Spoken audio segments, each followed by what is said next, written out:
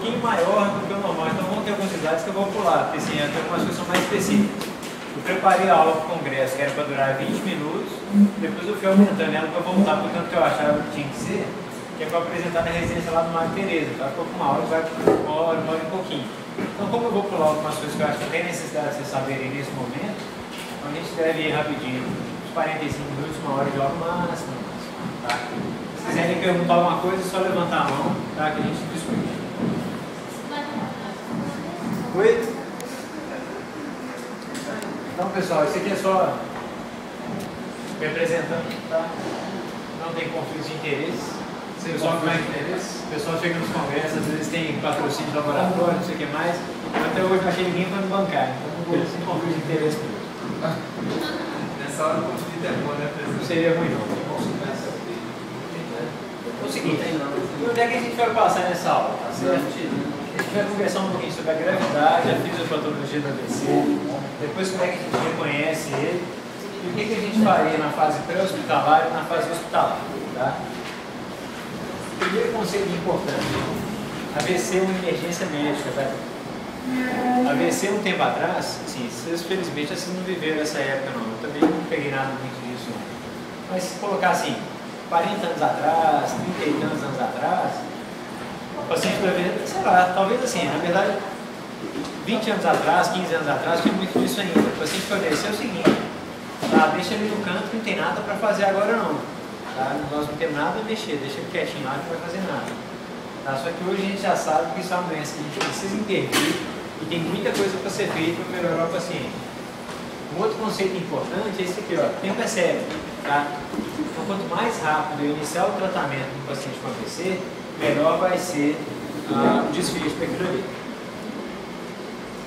Por que o AVC é importante? Tá? Um estudo que o Ministério da Saúde publicou em 2010 mostrou, com dados até 2008, que o AVC foi a primeira causa de morte no país. Tá certo? Então, se vocês forem estudar a literatura americana, vai falar AVC, o que mata mais é o coração, depois é o câncer, depois o AVC. Aqui no Brasil já tem uma coisa diferente, tá? O que mata mais aqui é o AVC dele. E a primeira causa de morte nas mulheres, e a segunda causa de morte nos homens. Como é que a gente grava isso bem gravado? Mulher é um bicho que tem coração de pedra, né? Então ela não morre de infarto. Nós homens, como somos pessoas mais sensíveis, mais calorosas, a gente sofre o coração e morre por do que ela. Se a gente for pegar em termos de incidência, tem uma incidência elevada, tá? Até 170 quase por 100 mil habitantes. Por que isso aqui varia? Tá? Isso aqui varia de acordo com condições socioeconômicas, principalmente. Tá? A pessoa que tem mais baixa renda, tem condições piores de saúde, tem mais fator de risco, tem AVCs mais graves e morrem mais por causa disso. Tá? Tem maior quantidade e maior gravidade de AVC. É uma doença cara. Tá? Nos Estados Unidos, isso aqui é um dado antigo, 94. Tá? Foram 20 milhões de dólares para gastos diretos, ou seja, tratamento de doente com AVC, e 48 bilhões para gastos indiretos, afastamento de trabalho, essas coisas todas assim. Tá? Isso é o custo anual do AVC lá fora. Hoje, então, que a gente já tem muito mais coisa para fazer, com certeza deve estar bem mais alto. É uma doença que tem uma mortalidade importante. Tá? No caso do AVC isquêmico, que é 85% dos AVCs, 8 a 12%. Já no hemorrágico, que é 15%, quase 40% de mortalidade em 30 dias.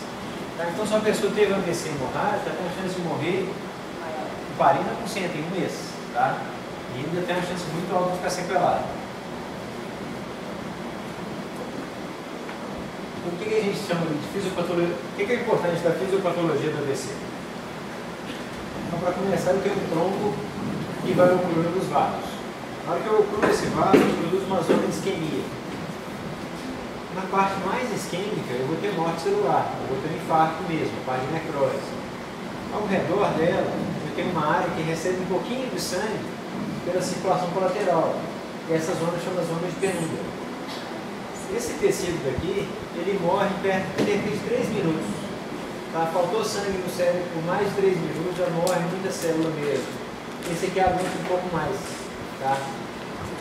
Quando eu quero tentar ajudar um paciente com AVC agudo, eu tento salvar a zona de penumbra. Se morreu, morreu. Aqui que eu vou tentar atuar mais. Tá?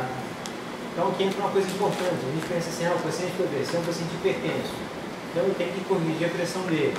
Se eu baixar a pressão demais desse doente, essa zona de penumbra já estava mal perfundida, que é pela circulação colateral, vai perfundir pior ainda, tá? Então aumenta a minha área de infarto. Por isso que a gente pega um paciente que teve um AVC isquêmico e está com a pressão de 200 por 100, deixa quieto, a não ser que exista uma emergência hipertensiva, tá? As duas principais causas do AVC isquêmico, a aterosclerose e embolia. A aterosclerose é a doença que a gente tem a formação de placas de colesterol nas artérias, que começa, na verdade, aos 20 anos de idade, a gente já começa a ter, e vai evoluindo com o passar do tempo. Uma outra coisa importante do AVC é o seguinte, o AVC hemorrágico. Onde é que acontece, principalmente os AVCs hemorrágicos? Na região da cápsula interna dos núcleos da base. Por quê? Mas aqui, na verdade, entra a questão seguinte. Eu tenho uma artéria cerebral média que ela emite um monte de raminhos bem finos. São artérias lentículo-estriadas. Essas artérias, elas podem romper, porque eu tenho um processo de bipiarinólise que vai levar à formação dos microaneurismos de Charcot-Bouchard, e isso aqui rompe esse vaso e acumula sangue aqui. Principalmente no jogo da base e para o Cápsula interna. devido à circulação de qualquer Artéria cerebral média, que vai formar as lentículas estriadas. Por que essa dupla aqui é importante? Eu tenho um vaso de calibre grosso e de pressão elevada, onde de repente eu passo para um vaso de calibre fino e que ele sai no ângulo de 90 graus. Isso aqui favorece muito a ter esse processo. Tá? Por isso que esse paciente leva a ter esse problema. Como é que chama o negócio? Lentículo estriado? Artérias lentículo-estriadas. Não, a artéria cerebral dele forma lentículo estriado? Lá os ramos lentículos. Exatamente. São esses ramos que desculpem. Sim. São esses ramos que sofrem a lesão de hemorragia. Vai formar lipoirinólise, vai fazer os microaneurismos. Eles têm chance de sangrar.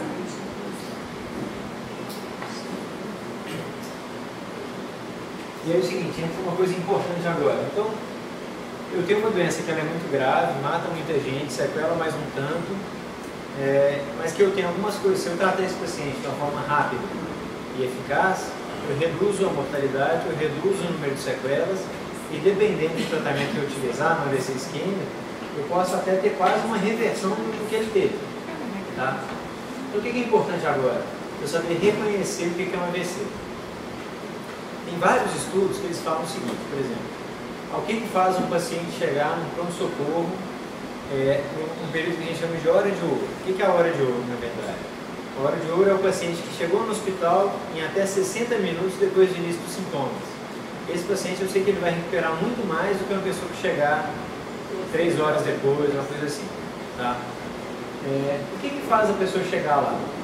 Ou quando é ativado o sistema de emergência, ou seja, vai lá o SAMU na casa da pessoa, reconhece que é um AVC e leva, porque a família viu que tem uma coisa errada, ou então esse paciente tem um déficit neurológico muito importante.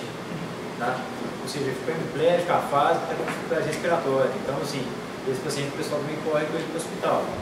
Aquele paciente que teve uma hemiparesia, mas está conseguindo andar, está com a boca torta, falando um pouco atrapalhado, o pessoal às vezes tende a segurar ele em casa. Porque acho que isso vai passar, eu não sei o que é isso. Às vezes é um frio que eu peguei, um vento encanado, e nunca pensa que é um AVC. Tá? Então, assim, reconhecer os sinais e sintomas de AVC é muito importante.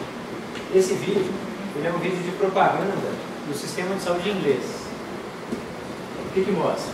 Então, esse camarada, eu estou sem o áudio, tá aí. Ele está num jogo de futebol, sei lá, num jogo de qualquer coisa, e ele começa a passar mal. Eles representaram o AVC como esse foguinho pegando a cabeça dele. É hemorrágica? Você quer mostrar? Não, é AVC. Tá? Não dá para falar assim, esquema hemorrágico. Começou a ficar com a boca torta do lado de cá, aí ele chama atenção para a face, perdeu a força no braço, chama atenção para a perda de força no braço, no ar, tem dificuldade para falar, que é o speech. Tá? Então você vai ter uma outra meta que eu ter de tempo, que é ativar o sistema de emergência o mais rápido possível. E essas 4 coisas aí, na verdade, é formar um acrônimo que chama FAST.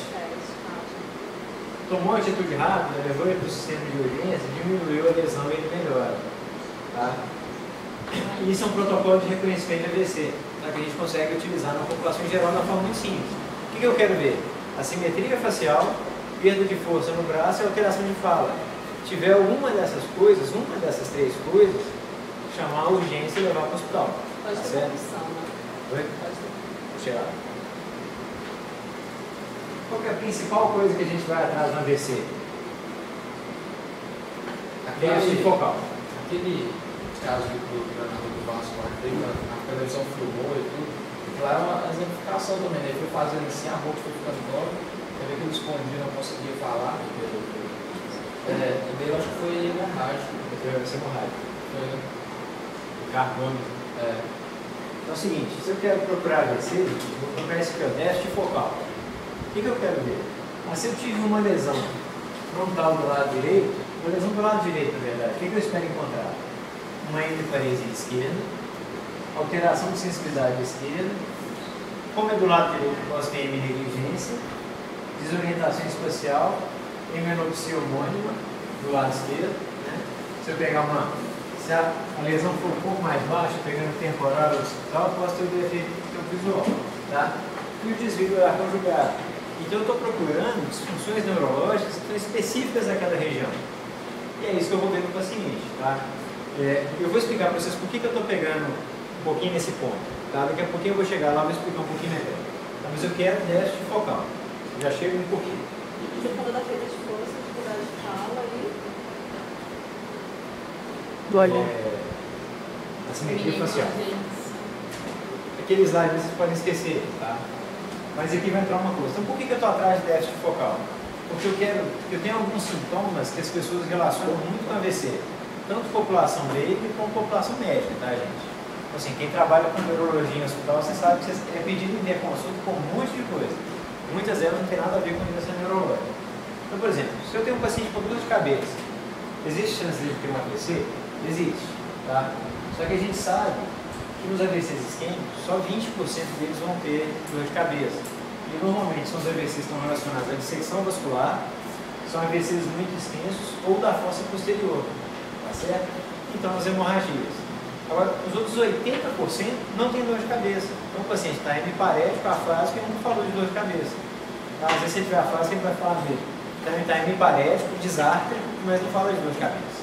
Tá? Mas os hemorrágicos têm, você fala. Hemorrágicos tem bem mais dor de cabeça. Crise convulsiva. 15% das primeiras crises que chegam no atendimento, no pronto-socorro, elas podem ser AVC. E 43% dos pacientes com AVC eles podem até ter uma crise convulsiva, só que a maioria absoluta não tem crise. Tá? Então, ou seja, o paciente teve uma crise convulsiva e ficou com um lado paralisado, eu posso até pensar no AVC. Mas sempre lembrar, quando eu for mostrar para vocês o seminário de epilepsia, eu vou falar disso também. É um fenômeno que chama paralisia de Todd. Você imagina assim, o córtex está disparando, e ele vai ficar cansado, então ele não vai movimentar bem do outro lado. Esse fenômeno é temporário e melhora. Se o paciente teve uma crise e chega com paralisia de Todd, a gente pode confundir com AVC. Tá? Essa é uma confusão até aceitável. Tá? Não tem problema nisso não. Mas pegar todo paciente que teve crise convulsiva, será que é um AVC? Provavelmente não. Tá? Provavelmente é epilepsia, ou então outras causas. Pode ter até muito bom. Mas AVC não vai ser sempre assim. Mas, Fidel, o fato de ter, por exemplo, no caso do isquêmico, né? Você diminui a perfusão para aquela parte clara do tecido. Você não tem diminuição da passagem do estímulo neuronal? Você tem várias e aí alterações. pode acontecer? Mas não é o comum. Não é o comum. Não é o comum. Por exemplo, eu pegar um paciente que teve um AVC mais tempo atrás, ele desenvolveu um foco epilético, e aí ele passar a ter crises convulsivas, aí pode acontecer mais fácil. Mas o primeiro evento, assim, ser uma crise convulsiva, é pouco provável. Tá? Então, as alterações de consciência. O paciente que chegou lá no pronto-socorro que ficou confuso. Tá? O paciente que está em delírio, né, que é essa confusão mental aguda. Provavelmente isso pode ser outras coisas. Quem que vai muito no pronto-socorro hoje? Velhinho. Tá?